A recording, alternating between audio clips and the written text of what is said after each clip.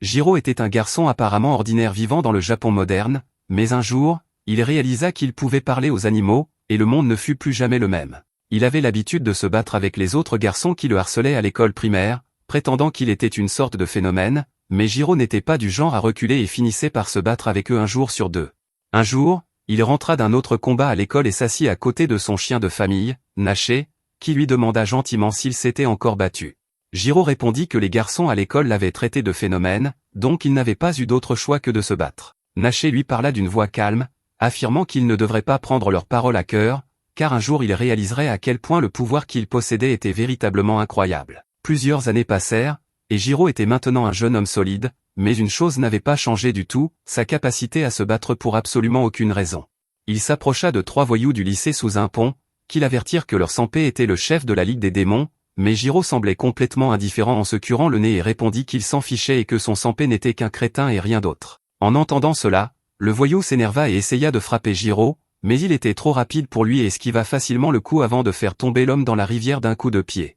Les 2 autres garçons eurent un peu peur, se demandant quel genre de mouvement de ninja c'était, mais Jiro n'était pas du genre à reculer facilement et se moqua également des 2 autres, les forçant à se battre. Tous 2 décidèrent de l'attaquer ensemble, mais ils ne firent pas le poids face à Jiro, qui les surpassa facilement et les envoya tous courir, battus et trempés. Soudain, Jiro entendit la voix de quelqu'un derrière lui, le remerciant pour l'aide, et il se retourna pour voir un corbeau et un chat s'approcher de lui. Le chat le remercia à nouveau, affirmant que ces voyous leur causaient beaucoup de problèmes dernièrement, mais le chat était plus inquiet pour Jiro, car les voyous pourraient décider de se venger de lui tôt ou tard. Jiro leur dit de ne pas s'en faire, car il savait comment gérer ce genre de situation. Sur ce, il leur dit au revoir et retourna vers sa maison. Il trouva son père qui l'attendait, et qui devina immédiatement que Jiro s'était encore battu. Il se mit à crier après lui, affirmant qu'il ne lui avait pas appris l'art du ninja pour qu'il agisse comme un voyou sans valeur et frappe les gens. Jiro s'énerva et répliqua, affirmant que plus personne ne se souciait des ninjas et que ce n'était qu'une perte de temps. Cela mit son père en colère, et il lui lança des pointes de lancer par colère, que Jiro esquiva rapidement. Son père sortit un katana et lui dit que c'était un héritage familial transmis par leur lignée depuis l'époque d'Edo, quand leur famille l'avait reçu du shogun lui-même pour sa bravoure sur le champ de bataille. Il dit à Jiro d'agir comme un adulte, car c'était lui qui perpétuerait leur lignée familiale, mais Jiro ricana devant son père, affirmant que l'épée devait être une réplique inoffensive et rien d'autre. Cela mit son père en colère, et il dégaina la lame, prêt à montrer à son fils à quel point l'épée était réelle, tandis que Jiro courait partout en implorant son pardon. Après que tout fut dit et fait, le père força Jiro à tout nettoyer et lui dit qu'il allait à la réunion de l'association municipale et ne rentrerait pas avant tard dans la nuit, alors il devait verrouiller les portes avant de dormir. Jiro murmura qu'il n'était pas un enfant quand soudain le corbeau de tout à l'heure réapparut et cria à Jiro qu'ils avaient une urgence. Il affirma qu'un chat dans les bois semblait être dans un état terrible et guida rapidement Jiro à travers la forêt, où il trouva le chat allongé sur le sol dans une flaque de sang. Jiro réalisa que le chat était encore vivant d'une manière ou d'une autre et se demanda ce qui avait pu causer cela. Il appela le chat, essayant de s'assurer qu'il était toujours vivant, et soudain, quelque chose se produisit à l'intérieur de l'âme du chat, il semblait qu'un être démoniaque venait de se réveiller. Jiro ramena le chat à la maison et le soigna suffisamment pour qu'il retrouve lentement ses forces et ouvre enfin les yeux. Jiro entra dans la pièce avec de la nourriture pour chat et remarqua que le chat semblait avoir passé le stade le plus dangereux et devrait maintenant aller bien.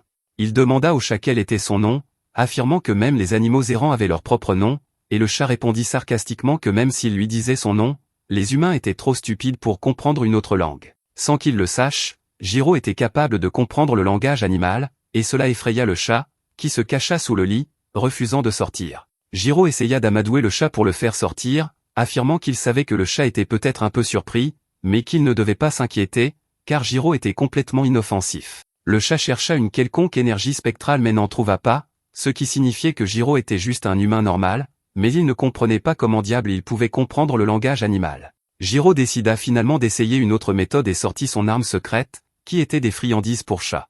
Il ne fallut pas longtemps pour que le chat sorte et commence à engloutir le repas, tandis que Jiro s'asseyait à côté de lui, satisfait de lui-même. Après avoir fini le repas, le chat regarda Jiro, affirmant qu'il n'était pas un chat, mais un immortel nommé Rago. Les gens l'appelaient aussi un mononoke. Jiro était confus, de quoi diable parlait le chat? Mais Rago expliqua que les mononoke étaient des êtres magiques qui pouvaient prendre la forme d'un humain ou d'un animal à volonté, et la plupart des humains n'en avaient aucune idée. Certains vivaient parmi les humains, tandis que d'autres préféraient vivre en solitaire dans les montagnes ou les bois. Jiro demanda comment il avait été blessé, et Rago répondit qu'il avait été attaqué par un autre mono. Jiro demanda comment cela était arrivé, et Rago répondit qu'il n'en avait pas une bonne idée. Il savait seulement qu'il avait été profondément endormi pendant longtemps, et qu'il avait été réveillé de son sommeil pour se retrouver complètement encerclé. Il voulait son aide, mais Rago refusa, alors ils s'allièrent contre lui et le battirent à 2 doigts de la mort. Jiro demanda pourquoi il ne les avait pas aidés puisqu'ils étaient aussi des mononoques, mais Rago répondit qu'il détestait les créatures comme ça, des parasites qui cachent leur faiblesse en se cachant derrière quelqu'un de plus fort. Cela fit écho en Jiro, tandis que Rago affirma qu'il ne le croyait probablement même pas, donc cela n'avait pas d'importance. Jiro accepta que pour l'instant tout cela n'avait aucun sens pour lui, mais cela ne signifiait pas qu'il ne croyait pas Rago. Il affirma qu'il pouvait parler aux animaux, ce qui était déjà assez étrange, donc il n'avait pas besoin de croire en quelque chose d'aussi bizarre qu'un mononoke. Plus tard dans la soirée, Jiro donna un bon bain à Rago pour s'assurer qu'il était propre et remarqua que les blessures de Rago étaient déjà complètement guéries. Il affirma que maintenant il croyait que Rago n'était définitivement pas un chat ordinaire, parce qu'avant il pensait que le chat disait des bêtises, comme beaucoup de gens le font quand ils sont en train de mourir. Il affirma que Rago lui rappelait son vieux chien Naché, même s'ils étaient complètement opposés en termes de personnalité, car Naché était un très bon chien.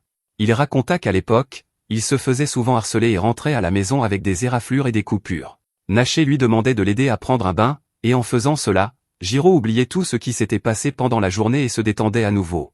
Plus tard dans la nuit, Jiro alla se coucher, et vers minuit, Rago se leva sur la fenêtre et dit au revoir à Jiro, affirmant qu'il lui devait la vie, mais qu'en ce moment, il devait partir. Rago sauta de la fenêtre et réalisa que même si ses blessures étaient guéries, il n'avait pas encore la même force qu'avant. Mais avant qu'il ne puisse s'éloigner, Jiro apparut derrière lui en bâillant et demanda où Rago allait. Cela fit une peur bleue à Rago, qui demanda comment diable il avait pu descendre si vite. Jiro ne prit pas la peine de répondre, cependant, et demanda où Rago pensait aller dans cet état. Rago affirma que cela ne le regardait pas, et Jiro répondit que c'était lui qui l'avait sauvé.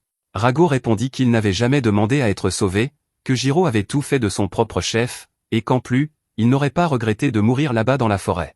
Jiro demanda pourquoi il disait cela, et Rago répondit à nouveau que cela ne regardait pas Jiro. Jiro s'énerva et affirma qu'il ne laisserait pas Rago partir tant qu'il n'aurait pas de réponse, mais cela mit Rago en colère, qui se retourna en dégageant une énergie démoniaque et dit à Jiro de la fermer et d'aller se rendormir avant qu'il ne transforme sa trachée en griffoir personnel. Il dit à Jiro qu'il ne devait pas oublier qu'il était un mononoke, un spectre mangeur d'humains, donc il serait préférable qu'il s'éloigne de lui dès que possible. Jiro fut choqué d'entendre cela, et à ce moment, une autre voix les interrompit. Jiro se retourna et aperçut un homme immense debout dans la cour à côté d'eux. Rago réalisa qu'il avait manqué son occasion de s'enfuir, tandis que Jiro se retourna pour faire face à l'homme immense et demanda s'il aimait entrer dans les maisons des autres sans y être invité. L'homme affirma que Jiro devait la fermer, car il allait bientôt être dévoré. Sur ce, il transforma son bras en un bras démoniaque et tenta de briser Jiro en deux, mais Rago fit un dropkick pour écarter Jiro du chemin et s'enfuit dans la forêt, forçant l'énorme mononoke à le poursuivre. Jiro était trop choqué pour bouger, tandis que Rago essayait de distancer la bête qui le poursuivait, sachant qu'il devait juste prendre de la distance. Mais à cause de ses blessures, il n'était pas à pleine force, et l'énorme mononoke le frappa en plein vol pour le plaquer au sol. Le mononoke rit de Rago, affirmant qu'il n'était pas très impressionné par la légendaire étoile du destin, et lui dit de venir calmement avec lui, car il ne voudrait pas tuer un autre mononoke. Rago s'énerva et se mit à dégager une énergie démoniaque en affirmant que tout ce qu'il voulait, c'était obtenir ses pouvoirs, alors s'ils étaient prêts à les payer de leur vie, ils étaient les bienvenus pour l'emmener. Les deux démons se préparèrent pour un affrontement, mais juste au moment où ils allaient s'attaquer, Jiro apparut de nulle part avec son épée et trancha le bras de l'homme, le forçant à reculer tandis qu'il se mettait à saigner. Rago était choqué et demanda à Jiro s'il avait une envie de mourir, lui disant de s'enfuir. Jiro affirma que si Rago mourait maintenant, alors tout ce qu'il avait fait pour le sauver serait vain, et il ne laisserait pas cela arriver. Rago lui dit avec colère de s'éloigner, car ce n'était pas une bagarre de rue entre garçons, mais il était trop tard maintenant. Le démon géant s'énerva et se transforma en un monstre bizarre qui ressemblait à un Bigfoot. L'énorme monstre fut étonné que Jiro ne semble pas impressionné par sa taille immense ni par le fait qu'il soit un démon mangeur d'humains, alors il attaqua Jiro directement pour voir ce qu'il pouvait faire. Rago pensa que Jiro était fini, mais à sa grande surprise, Jiro réussit à s'échapper et apparut derrière lui avec une épée. Ce que Jiro n'avait pas prévu, c'est que le monstre soit si rapide, car il apparut derrière Jiro en plein vol et le transperça avec son doigt, en faisant une brochette. Jiro se mit à cracher du sang, mais il essaya quand même de balancer son épée, cependant, le monstre était trop rapide et l'esquiva à nouveau. Jiro tomba au sol dans une flaque de son propre sang, et la vie commença à quitter ses yeux.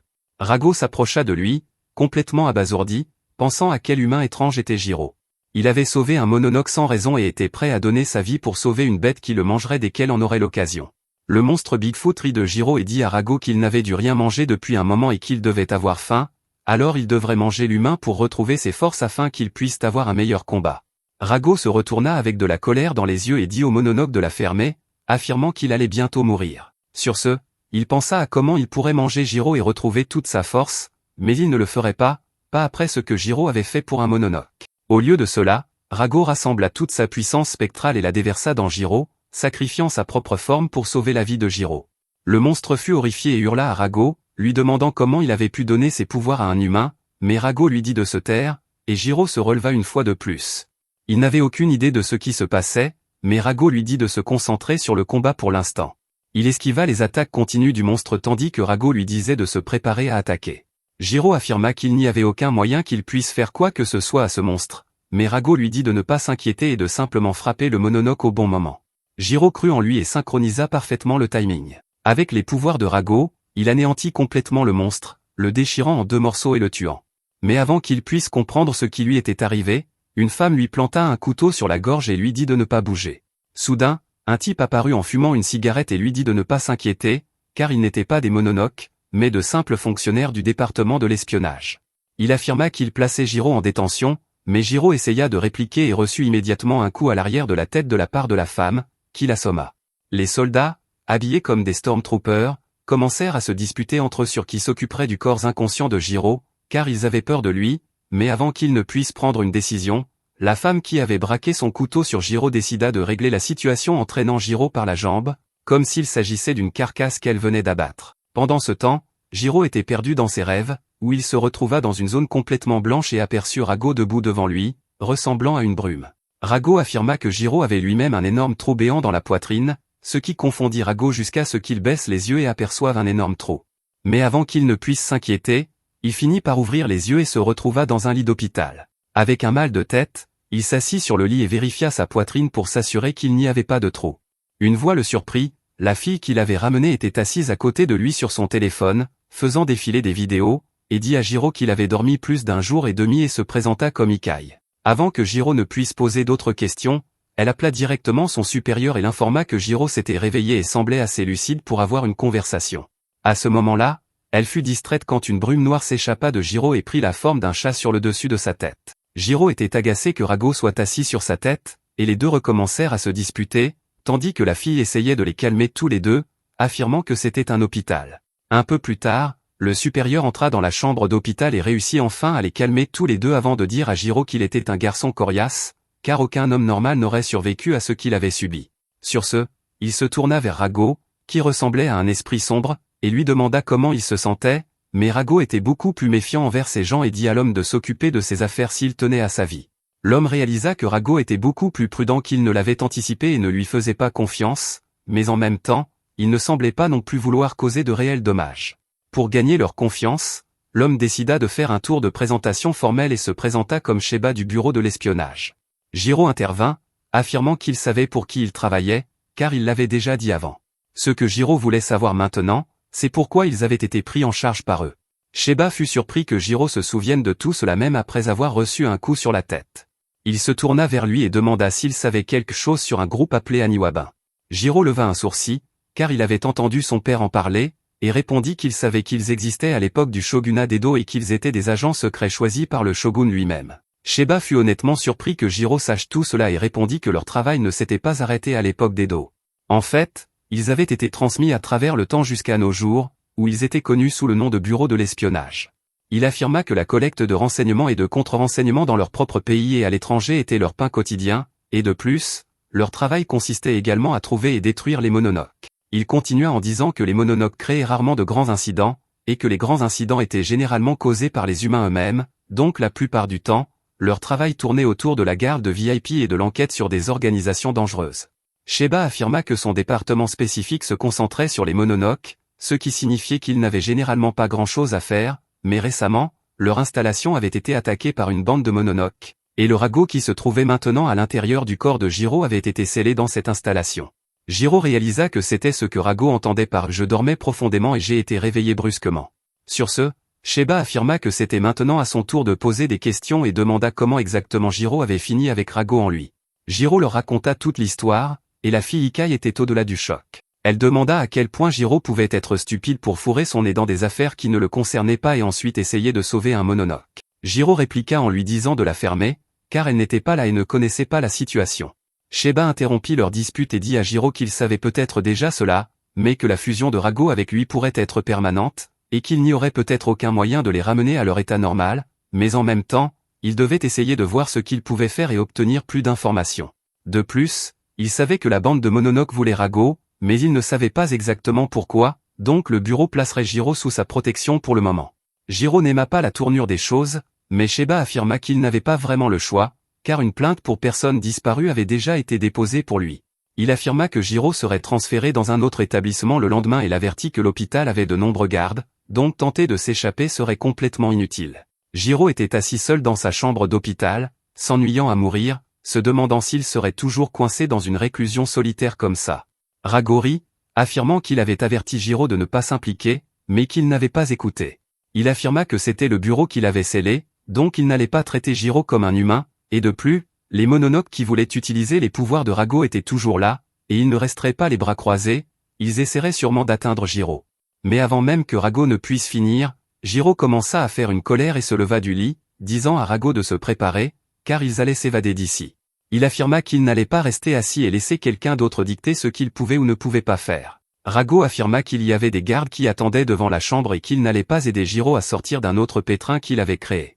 Jiro affirma qu'il gérerait tout seul et regarda les corbeaux assis devant la fenêtre. Devant la chambre, 2 agents spéciaux étaient postés pour surveiller tout quand soudain ils entendirent un vacarme venant de l'intérieur, alors ils ouvrirent la porte seulement pour être attaqués par une volée de corbeaux sur ordre de Jiro. Jiro s'enfuit devant eux et s'échappa de l'hôpital vers sa liberté. Au coucher du soleil, il était sur un pont un peu éloigné de l'hôpital, remerciant les corbeaux pour leur aide et leur donnant un sac en plastique de friandises en échange de leur aide. Sur ce, Jiro retourna chez lui pour retrouver son père, mais son père finit par le trouver à la place, juste devant sa maison.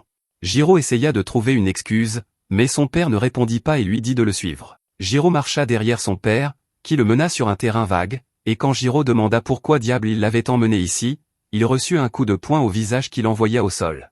Jiro s'excusa d'avoir disparu pendant 2 jours, mais son père affirma que Sheba lui avait tout raconté et comment il avait été pris par le bureau de l'espionnage. Il affirma qu'il ne pouvait pas croire que son propre fils était fusionné avec un Mononoke. Jiro fut surpris et demanda comment diable il savait tout cela, et son père répondit qu'il savait tout parce qu'il avait lui-même été un membre du bureau de l'espionnage.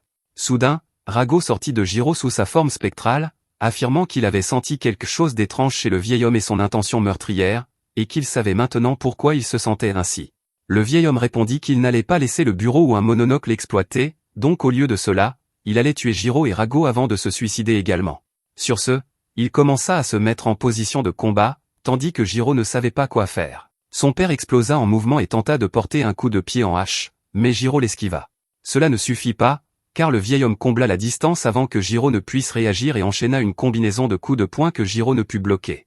Il tomba à nouveau au sol, saignant de la bouche et respirant difficilement, tandis que le vieil homme affirma qu'il avait appris à Jiro assez pour l'autodéfense et qu'il devait encore le former pour devenir un guerrier accompli, mais ce rêve resterait un rêve. Sur ce, il explosa en mouvement et sauta pour achever Jiro, mais Rago intervint et utilisa sa griffe spectrale pour bloquer l'attaque et repousser le vieil homme. Il dit à Jiro que le vieil homme avait vraiment l'intention de le tuer, donc il devait commencer à prendre ça au sérieux.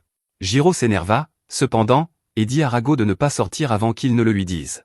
Il pensa au temps où il était jeune et grimpait à un arbre pour sauver un chaton mais ne savait pas comment redescendre. Son père était toujours là pour le rattraper au cas où les choses tourneraient mal. Il se faisait gronder, mais son père était toujours là. Le vieil homme le regarda d'un air menaçant, affirmant que pendant des années, il avait combattu ses semblables et les Mononoke dans le royaume des ombres, un royaume qui était l'enfer lui-même, et il avait fait tout son possible pour éloigner Jiro de cela. Mais maintenant il avait renversé son plan en se mêlant de choses qu'il n'aurait pas dû. Jiro sourit, affirmant qu'il n'avait aucun regret, et promit de se sortir de cette situation par lui-même. Le vieil homme s'énerva et se précipita sur lui pour porter un coup de poing, mais au lieu de l'esquiver, Jiro utilisa sa tête pour heurter le poing et essayer de ralentir l'élan. Cependant, le vieil homme était trop fort, et Jiro fut projeté en arrière. Heureusement, il retrouva son équilibre en plein air et se releva une fois de plus, le sang coulant sur son front. Le vieil homme réalisa que Jiro ne reculerait pas même s'il mourait et décida qu'il ne pouvait rien y faire. Il admit sa défaite, affirmant que c'était lui qui manquait de détermination, avant de quitter le terrain. À la tombée de la nuit, Jiro était de retour dans son bain chaud, profitant d'un moment de détente, quand Rago lui dit de ne pas courir si vite vers la mort, car alors sauver la vie de Jiro serait complètement vain. Jiro sourit et appela Rago son partenaire, affirmant que maintenant ils étaient ensemble dans cette aventure. Pendant ce temps, le vieil homme reçut un appel de Sheba, qui le remercia et affirma qu'il s'était inquiété quand Jiro s'était échappé de l'hôpital, mais s'il était chez lui, alors tout devrait bien se passer. Il affirma qu'ils allaient envoyer une voiture le lendemain pour chercher Jiro, car il allait désormais faire partie d'eux, quelqu'un dont ils avaient désespérément besoin. Le lendemain matin, Jiro se réveilla tôt pour préparer ses affaires, tandis que Rago lui demandait s'il pensait que c'était une bonne idée. Jiro, en revanche, ne semblait pas être du genre à trop réfléchir, mais Rago l'avertit qu'il n'avait aucune idée de qui étaient ces gens, et que maintenant qu'il avait aussi les pouvoirs de Rago, il était unique en son genre, et il n'avait aucune idée de ce que ces gens pourraient ou ne pourraient pas lui faire. Jiro ricana, demandant si Rago développait un faible pour lui, mais Rago lui dit immédiatement de la fermer. Au moment où il eut fini de préparer ses affaires et descendit pour retrouver son père, Ikai arriva, l'air contrarié, affirmant qu'elle était là en tant que garde et chaperon pour s'assurer qu'il ne ferait rien d'idiot comme s'enfuir. Elle lui montra que le camion de la société attendait dehors et qu'il monterait à l'arrière avec elle. Jiro fut agacé par la façon dont elle le regardait comme s'il était un insecte et se retourna pour dire au revoir à son vieux père avant de partir avec Ikai. Son père lui dit de ne pas mourir, et Jiro lui dit que ce n'était pas si facile de le tuer avant de quitter sa maison pour commencer son nouveau voyage. Dès qu'ils furent dans le camion et qu'il commença à bouger, Ikai passa une paire de menottes à Jiro, le surprenant alors qu'il demandait pourquoi diable il était traité comme un prisonnier. Ikai se demanda tout au pourquoi diable elle avait eu le job d'escorter cet idiot et affirma qu'il se sentait comme un prisonnier parce qu'il était essentiellement un prisonnier. Jiro était confus et demanda de quoi diable elle parlait. Ikai répondit que le bureau était une agence créée pour combattre les mononoques, et qu'en ce moment, il était à moitié humain et à moitié mononoque, donc techniquement, il n'était rien d'autre qu'un mononoque prisonnier pour eux. Elle affirma qu'elle n'avait aucune idée de ce que les supérieurs voyaient en lui pour allouer autant de ressources sur lui, mais elle prenait son travail très au sérieux et ferait tout ce qui devait être fait. Jiro la regarda et affirma qu'il était gentil avec elle juste parce qu'elle était une fille, et que si elle avait été un gars, il aurait déjà réglé ça. Cela l'énerva, et elle frappa la paroi du camion juste à côté de son visage, créant une bosse et lui faisant peur. Elle lui dit qu'il y avait deux choses qu'elle détestait le plus, numéro 1, les mononoques, et numéro 2, les prétentieux sexistes comme Jiro. Elle lui dit que pour elle, il n'existait même pas, donc il ferait mieux de la fermer pour qu'elle puisse travailler en paix. À ce moment, Rago apparut à côté de Jiro, disant à la fille de la fermer, car il essayait de faire une sieste, mais visiblement, les deux n'allaient pas le laisser dormir. Il regarda la fille, affirmant que le bureau devait vraiment manquer de personnel s'ils envoyaient juste une fille pour les garder. Ikai le regarda avec dégoût et lui dit qu'elle ne parlait pas à de sales mononoques, mais Rago continua, affirmant qu'elle avait d'autres problèmes à régler en ce moment. Pendant ce temps, les deux conducteurs qui conduisaient le camion commencèrent à entrer dans une zone qui semblait couverte d'un épais brouillard. L'un d'eux se demanda pourquoi il y avait tant de brume ici, mais le conducteur affirma qu'il se dirigeait vers une montagne et que la brume devait venir de là. Soudain, le conducteur aperçut quelqu'un debout dans le brouillard au milieu de la route. Il se tourna pour dire à l'autre gars à côté de lui, mais au moment où il tourna la tête, il vit qu'un homme avec des lunettes bizarres avait arraché la tête du corps de son ami. À l'arrière du camion, ils entendirent soudain un cri et une secousse violente qui les projeta complètement tandis que les lumières se mirent à clignoter. Ikai réalisa que quelque chose avait horriblement mal tourné. Elle se leva et dit à Jiro de rester dans le camion pendant qu'elle allait enquêter, et Jiro essaya de protester, mais elle ferma la porte et sortit. Elle regarda autour d'elle et réalisa qu'ils étaient entrés dans une zone de brume spectrale. Elle commençait à se demander comment elle avait pu faire une si grosse erreur quand soudain elle entendit une voix derrière elle et aperçut l'homme aux lunettes bizarres assis sur le dessus d'une créature géante ressemblant à un homme, dévorant les deux conducteurs. Il affirma qu'il était assez excité pour cette mission, espérant avoir un bon affrontement contre le bureau, mais tout ce qu'il avait eu, c'était deux conducteurs inutiles et un garde, mais une femme. Ikai s'énerva, marmonnant que tous les hommes étaient misogynes et des prétentieux sexistes, avant de taper sur sa montre et de se transformer en uniforme de combat, qui ne semblait pas très différent de son look normal, pour être honnête. Le garçon aux lunettes s'excita enfin et dit aux gros idiots d'arrêter de mâcher comme un imbécile car ils avaient un combat à mener. Soudain, le brouillard les enveloppa à nouveau, et ils se transformèrent en leur forme mononoque. Ikai sortit immédiatement son arme et se mit à tirer comme si elle était dans un lycée américain, mais le géant ne semblait pas affecter le moins du monde, car il bloqua simplement tout avec ses bras. Pendant ce temps, l'autre type profita de la distraction pour l'attaquer par derrière. Elle réussit à esquiver mais fut projetée vers le géant, alors elle sortit rapidement son couteau et le planta dans le poing du géant, se sauvant à peine tout en essayant de le trancher également. Elle atterrit sur ses pieds et réalisa que ce ne serait pas facile, car elle était face à deux Mononoke et que les deux semblaient avoir leur propre capacité spéciale. Elle réalisa que le géant était un idiot et n'utilisait pas vraiment son cerveau, mais il était dur comme de la pierre. Pendant ce temps, le plus mince était le cerveau de l'opération. Pendant qu'elle pensait à tout cela, le Mononoke plus mince apparut derrière elle et la frappa directement dans le camion. À l'intérieur, Jiro sentit le choc de l'impact d'Ikai contre le camion et se demanda ce qui se passait dehors. Rago affirma qu'ils étaient attaqués par un Mononoke. Il continua que pendant que Jiro bavardait avec cette fille, Rago avait senti qu'ils étaient entrés dans une zone spectrale. Jiro n'avait aucune idée de ce dont il parlait, alors il simplifia pour Jiro et lui dit que la zone spectrale était essentiellement une zone séparée de la dimension humaine et qui était le royaume des Mononoke. Jiro ne comprit toujours pas vraiment mais dit à Rago de l'aider à sortir de ses menottes pour qu'il puisse sortir aider la fille. Rago lui dit qu'il ne pouvait pas faire ça, car ces menottes étaient des outils spécialisés utilisés pour bloquer l'énergie spectrale, donc il ne pouvait rien faire pour le moment. Jiro s'énerva et affirma qu'il ferait enlever les menottes par Ikai, alors, mais Rago affirma qu'il devrait juste laisser le bureau et le Mononoke se battre pendant qu'ils se sauvaient, car pour tous les deux, Jiro n'était rien d'autre qu'un morceau de viande à utiliser et à expérimenter, alors pourquoi s'impliquerait-il? Jiro affirma qu'il y avait une personne qui se battait dehors pour leur sécurité et qu'il ne pouvait pas se considérer comme un homme s'il restait assis à ne rien faire. À ce moment, la conversation fut interrompue par le géant qui frappa l'arrière du camion, le fendant en deux, ce qui projeta Jiro en l'air. Le Mononoke mince sauta sur le camion et regarda Jiro, affirmant que pour une raison quelconque, on lui avait dit de le ramener vivant, mais qu'il s'en moquait pas mal. Il donna tout de même 10 secondes à Jiro pour décider s'il se rendait pacifiquement ou devenait leur nourriture. Jiro se tourna immédiatement vers Ikai et lui dit de le détacher, mais Ikai refusa. Jiro s'énerva, la traitant de folle, mais le Mononoke mince affirma que les 10 secondes étaient écoulées et qu'il allait maintenant être dévoré, qu'il le veuille ou non. Jiro dit à nouveau à Ikai de lui enlever ses menottes, et la situation tendue lui rappela son enfance aux funérailles de sa propre mère, morte en défendant des gens contre des Mononoke pour le bureau. Elle se souvint comment elle avait promis à son père qu'elle commencerait l'entraînement à partir de ce jour-là et rendrait fière sa mère et lui. Jiro la sortit de ses pensées en lui disant qu'il savait qu'elle voulait accomplir son devoir parfaitement, et qu'en ce moment, cela signifiait le libérer de ses menottes, alors que le géant s'apprêtait à attaquer à nouveau. Ikai prit une profonde inspiration et le libéra des menottes, libérant tous ses pouvoirs. Jiro sauta immédiatement en l'air et, avec les pouvoirs de Rago, porta un coup de poing si puissant que le gros disparut complètement de la terre. Le type mince fut choqué de voir ses pouvoirs, et Ikai en profita, apparaissant derrière lui et le taillant en pièces avec sa lame. Jiro se releva et dit à Ikai qu'elle s'était battue pour eux et qu'il s'était battu pour l'aider, donc ils étaient quittes. Ikai le regarda avec un peu plus de respect et affirma que maintenant que le camion avait disparu, il n'avait pas vraiment le choix de faire le reste du chemin à pied.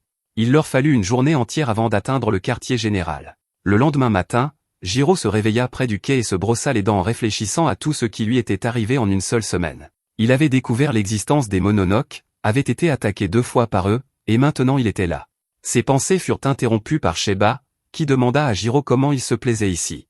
Jiro affirma qu'il n'avait pas eu un seul moment pour lui, car il était toujours surveillé, mais Sheba affirma que c'était pour la sécurité de lui-même et de l'organisation. Il affirma que c'était le quartier général de la 2e escouade, dans laquelle il commencerait également à travailler en tant qu'agent, et leur groupe allait s'appeler Black Torch. Jiro n'était pas très intéressé par tout cela, et Sheba se demanda comment le faire travailler en équipe avec eux. Soudain, une voiture arriva, et une jeune femme en sortit, leur souhaitant le bonjour. Sheba la présenta comme le chef adjoint nommé Anna, et en plus de cela, un autre jeune homme désespéré, à peu près du même âge que Jiro, sortit également de la voiture, chantant pour Anna et parlant de son incroyable talent. Sheba affirma que le gars s'appelait Ray. C'était aussi une recrue qui les rejoignait, mais il venait d'une famille d'espions notables, tout comme Ikai. Jiro n'aima pas du tout son allure. Une fois à l'intérieur de l'entrepôt, Ray s'approcha d'Ikai et la trouva belle, ce qui la fit rougir, tandis qu'il regarda Jiro avec dégoût, demandant comment diable un inconnu comme lui avait pu entrer dans son unité. Jiro se leva, et la situation commença à s'échauffer quand Sheba leur dit que c'était le moment idéal et organisa un combat entre eux. Ils sortirent de l'entrepôt et se préparèrent pour un affrontement afin de prouver qui était le vrai homme du groupe. Rago apparaît soudainement derrière lui, en bâillant, demandant pourquoi il ne peut pas simplement faire une bonne sieste sans être dérangé, et Jiro lui dit de retourner dormir car il ne l'a pas réveillé. Mais Rago prétend qu'il pouvait sentir les yeux de ce binoclard posé sur lui, le dévisageant, et qu'il ne pouvait pas l'ignorer. Jiro dit à Rago que le binoclard veut se battre contre lui, et c'est pour ça qu'ils sont là, mais Rago s'en moque éperdument. Ray se prépare avec son épée, et Jiro demande à Sheba pourquoi diable le 4e a droit à une arme alors que lui n'en a pas. Sheba répond que Ray appartient à une vieille famille qui servait le shogun, et que sa famille est spécialisée dans l'art du combat à l'épée. Il prétend que les ancêtres de Rei sont ceux qui ont appris au shogun et au prince à se battre à l'épée. Sheba affirme que le binoclard aime se battre à l'épée, mais ce n'est pas grave, car Juro peut aussi prendre une arme de son choix. Rei dit avec excitation à Juro de ne pas se retenir et d'utiliser la toute nouvelle arme qu'il a acquise, en désignant Rago. Juro répond en lui disant que Rago n'est pas une arme et n'est qu'un chat qui n'a rien à voir avec ce duel, car il s'agit d'un combat entre deux. Juro se tourne vers Rago et lui dit de ne pas interférer pendant le combat. Rago prétend que ça lui est égal et qu'il retourne dormir. Sur ce, il disparaît. Soudain, Rei laisse tomber son épée par terre et se retourne, affirmant que cela ne va pas être amusant de cette façon. Juro est confus, et le binoclard répond que c'est un handicap, car si Rei se battait comme il le fait habituellement, ce serait fini trop tôt, et ce ne serait pas amusant non plus pour les spectateurs. Il prétend qu'il fermerait même les yeux pour que le combat soit plus équilibré.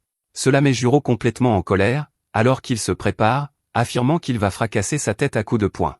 Pendant que les spectateurs regardent, Juro court vers Rei et saute en l'air, prêt à lui donner un coup de poing à l'arrière de la tête. Alors que Rei fait face à la mer, les yeux fermés, Ikai se demande s'il fait cela pour que Rei ne puisse pas entendre ses pas, mais Sheba pense que Juro est trop impulsif pour avoir réfléchi aussi bien, et que Rei a plutôt un sixième sens, une conscience à 360 degrés, ce qui fait de lui un mur de l'âme. Comme prévu, Rei se retourne, attrape son épée à la vitesse de l'éclair, et frappe Juro en plein visage, le projetant au sol. Ikai se sent mal pour Juro, tandis que Rei commence à blablater sur le fait qu'il devrait arrêter le combat ici, car s'il continue, Juro pourrait bien mourir, puisqu'il ne pourra pas encaisser de tels coups. Sheba, cependant, lui dit de la fermer et de regarder derrière lui. Rei se retourne seulement pour voir que Juro est de nouveau debout, époussetant la poussière sur lui, affirmant que ce n'était qu'une égratignure et rien de plus. Rei doit admettre que Juro a pas mal de résilience. Juro prétend que son grand-père l'a frappé depuis qu'il est tout petit, donc le petit jeu d'épée de Rei ne lui fera rien. Entendre quelqu'un qualifier l'art de l'escrime de jeu déclencherait, car il affirme que l'art qu'il a reçu est dans sa famille depuis des siècles, et que c'est l'art de tuer. Manquer de respect à cet art est une offense passible de mort. Juro sourit simplement et dit au binoclard de venir le punir s'il le peut. Sheba réalise que quelque chose d'intéressant va se passer et dit à Ena de bien tout enregistrer.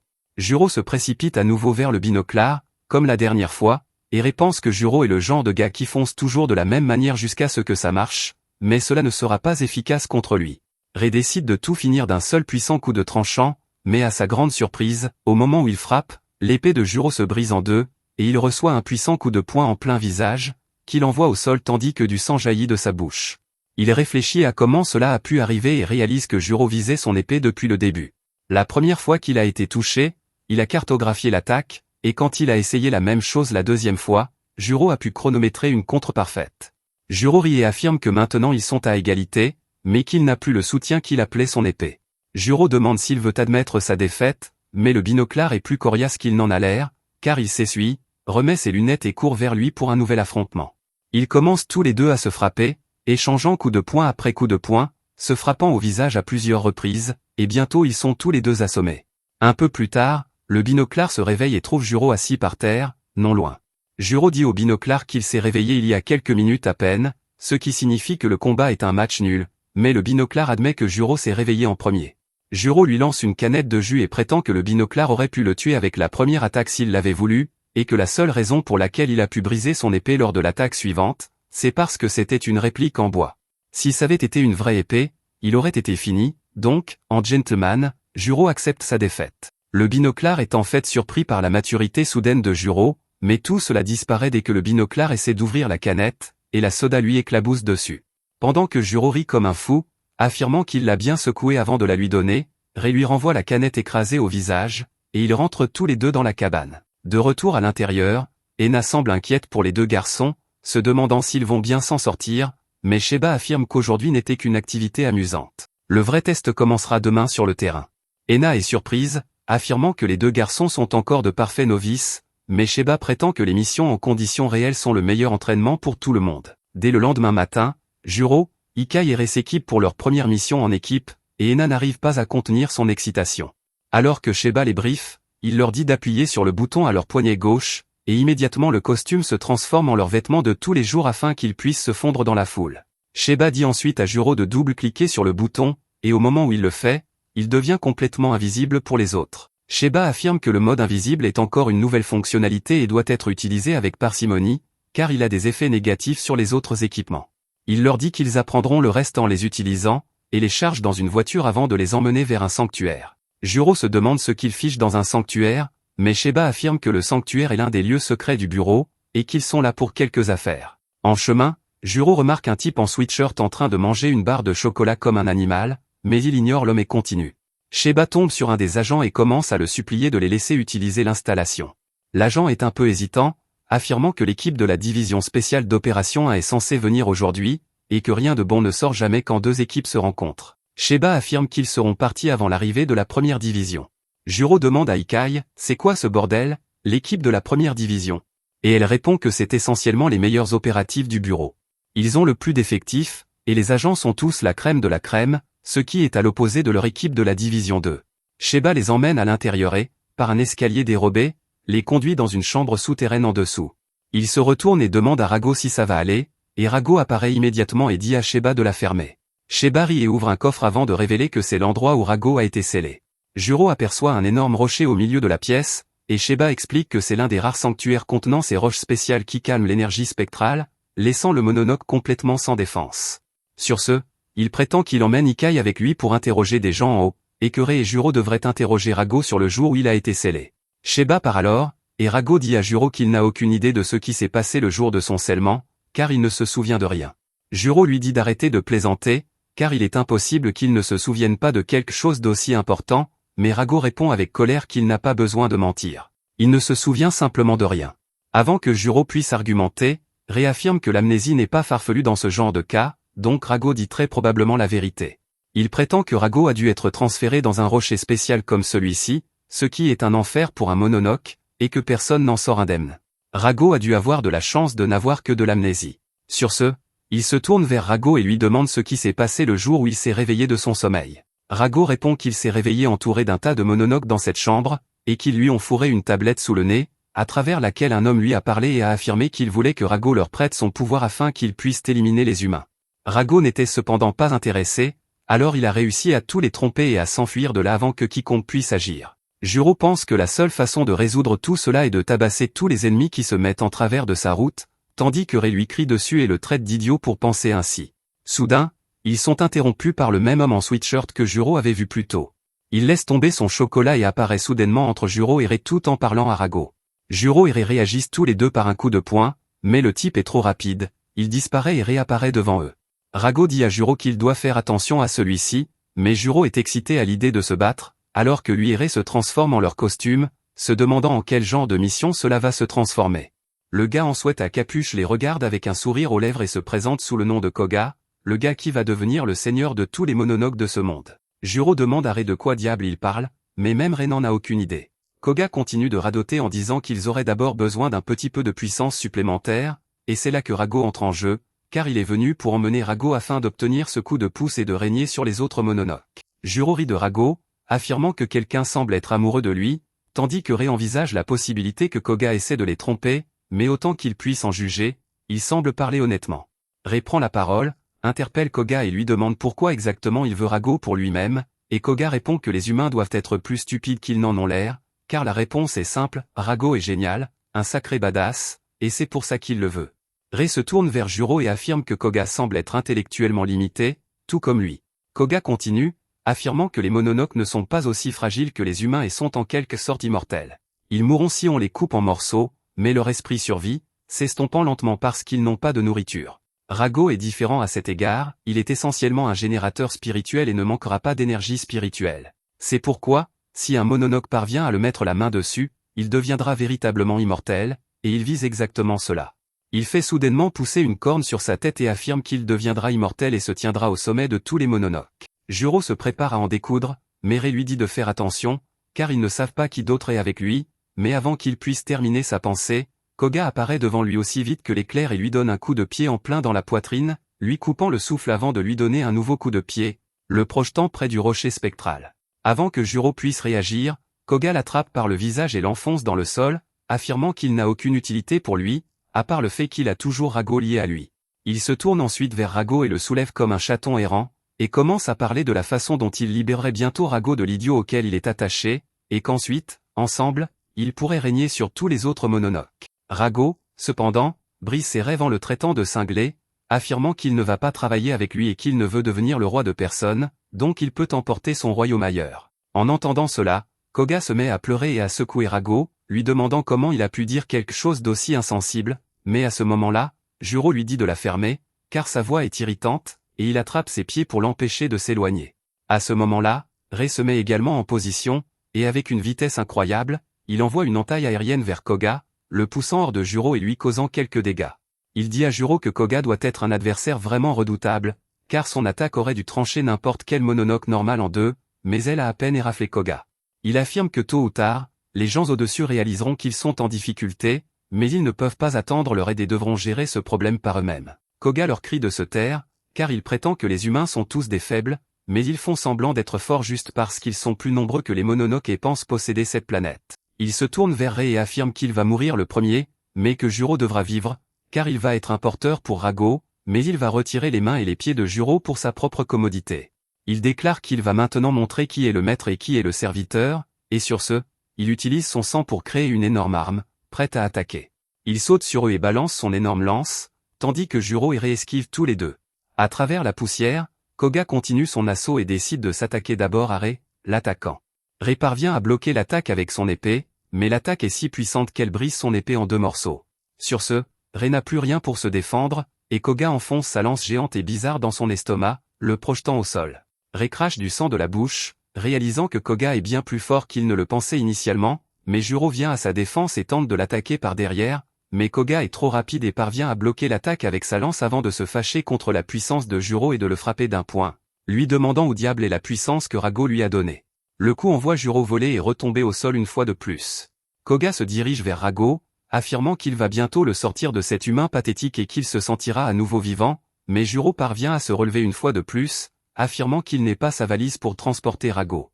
Sur ce, il fait appel au pouvoir de Rago, et Rago est d'accord que Koga est assez dément et a besoin d'une bonne raclée. Le pouvoir combiné crée une aura noire autour du poing de Juro alors qu'il frappe Koga en plein fouet, provoquant un énorme nuage de poussière. Rei est choqué par la puissance de Rago, mais alors que la poussière retombe, il réalise que Koga a encaissé le coup et a été assez blessé, mais il va toujours parfaitement bien. Il commence à agir bizarrement à nouveau, demandant à Juro de lui confier Rago, s'il vous plaît, car il aime le pouvoir qu'a Rago, mais Juro refuse. Soudain, Koga réalise que des renforts arrivent, et en ce moment, il n'est pas en état de les affronter, alors il décide de filer pour l'instant.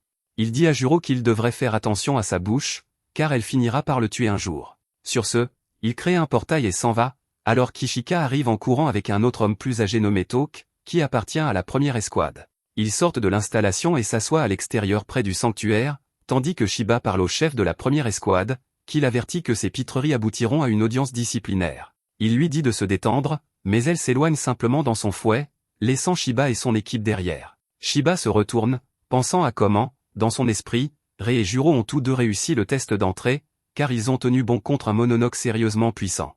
Il demande à Rei s'il va bien, mais Rei n'a pas aimé sa performance, car il pense à quel point il a été complètement inutile et impuissant pendant que le Mononoke le tabassait de tous les côtés. Il pense que, sans son uniforme, il serait déjà mort alors qu'il est. Ishika pense que si elle avait été assez forte, elle aurait réalisé que quelque chose n'allait pas et aurait peut-être pu l'aider, tandis que Juro pense à ce que diable Koga veut de lui et de Rago. Shiba leur dit de ne pas s'inquiéter de ce qui s'est passé aujourd'hui, car ce n'était qu'un exercice de cohésion d'équipe, et maintenant il sait qu'ils pourront mieux travailler ensemble. Le lendemain matin, il les prépare pour une séance d'entraînement, affirmant qu'aujourd'hui serait le jour du conditionnement. Avant qu'ils puissent expliquer correctement ce qui allait se passer pendant l'entraînement, une jeune fille apparaît au sommet de l'installation, en riant, et saute vers eux en espérant planer ou quelque chose comme ça, mais évidemment, la petite idiote s'écrase directement sur le sol avant de se relever, affirmant que c'est elle qui va les entraîner aujourd'hui. Sur ce, elle va s'asseoir sur les épaules de Shiba, tandis que Shiba explique que la fille s'appelle Fuyo et qu'elle est un Mononoke. Il leur dit que, bien que le bureau élimine tout Mononoke qu'il voit, il épargne également ceux qui sont amicaux et adopte une approche plus collaborative avec eux. Fuyo les avertit qu'elle n'est pas du genre à s'incliner devant des humains, comme devrait le montrer le fait qu'elle est assise sur un humain. Elle se tourne ensuite vers Rago et affirme qu'il a l'air assez mignon et câlin pour un sale errant, tandis que Rago la traite de minuscule avorton. Ils commencent tous les deux à se disputer en s'insultant, mais Shiba leur dit d'arrêter, car l'entraînement va commencer. Il dit aux trois recrues que les Mononoke sont capables d'induire l'hypnose et des hallucinations, donc chaque agent devrait être capable de se libérer de telles choses. La séance d'entraînement d'aujourd'hui portera justement là-dessus. L'objectif est simple, sortir sain et sauf du sort d'hallucination de Fuyo. Sur ce, Fuyo se prépare et lance un sort floral qui enferme les trois recrues dans un lotus fermé. Une fois à l'intérieur, Ray se retrouve dans un étang peu profond entouré de lotus. Il avance, se demandant quel genre de monde c'est et comment il va pouvoir sortir d'ici. Soudain, il se retrouve au bord de l'étang et aperçoit une grotte familière devant lui. Il essaie de se rappeler que ce n'est qu'une illusion, mais il remarque alors un jeune homme aux cheveux blancs sortant de la grotte, l'épée à la main. Il reconnaît son frère et essaie à nouveau de se rappeler que tout ceci n'est qu'une illusion, mais son frère l'interpelle avant de sauter à l'attaque, tandis que Ray parvient tout juste à lever son épée à temps pour se défendre contre son propre frère. Pendant ce temps, Ikai est dans son propre rêve, elle aperçoit sa jeune version en train de jardiner joyeusement avec sa mère, qui demande à Ikai si elle veut devenir jardinière quand elle sera grande, et la petite Ikai répond qu'elle veut être une espionne comme ses parents. Juste à ce moment, sa mère reçoit un appel pour le travail une fois de plus, et comme tous les autres jours, elle a laissé Ikai jouer pendant qu'elle partait en mission, sans savoir que ce serait la dernière. Sa mère n'est jamais revenue de la mission, et des funérailles ont eu lieu dont elle se souvient à peine parce que tout était flou.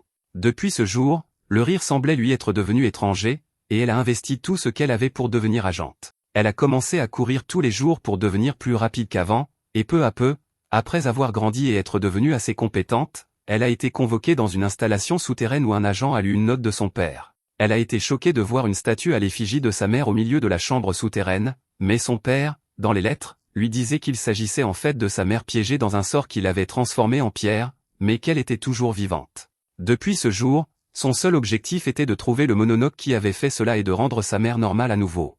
Elle touche la statue dans l'illusion, et soudain, la statue commence à trembler et un monstre en émerge, prêt à l'attaquer.